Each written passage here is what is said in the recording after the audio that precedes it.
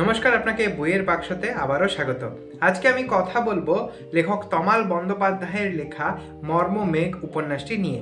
বইটির প্রকাশক হচ্ছে আনন্দ পাবলিশার্স, মুদ্রিত মূল্য রয়েছে 150 টাকা এবং বইটির পাতার সংখ্যা হচ্ছে 204 পাতা। এই উপন্যাসে দেখতে পাই নীলাদ্রি শেখর নামে একজন গাইনেকোলজিস্টের জীবনের নানা উত্থান পতন।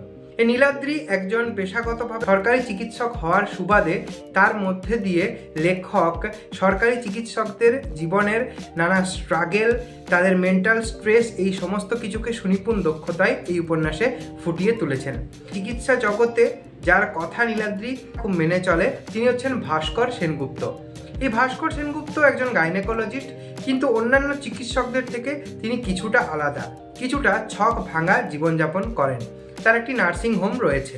তো এই ভাস্কর সেনগুপ্তর প্রতি নীলাদ্রি একটা আকর্ষণ বোধ করে এবং তার জীবনের নানা ঘটনা নীলাদ্রি মাঝে মাঝেই শুনতে যায় তার কাছে। সে তার পার্সোনাল লাইফে তার স্ত্রীকে নিয়ে এক মানসিক অন্তর্দ্বন্দ্বের সম্মুখীন।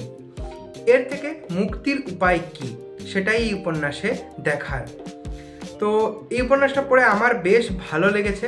শেষটা যদিও একটু তাড়াহুড়ো করে লেখা হয়েছে বলে আমার মনে হয়েছে। ওভারঅল আমি অবশ্যই এই উপন্যাসটা একবার পড়ার জন্য আপনাকে রেকমেন্ড করব, তো পড়ে দেখতে পারেন। আশা করি আজকের আলোচনাটা আপনার ভালো লেগেছে। যদি ভালো লেগে থাকে লাইক করবেন।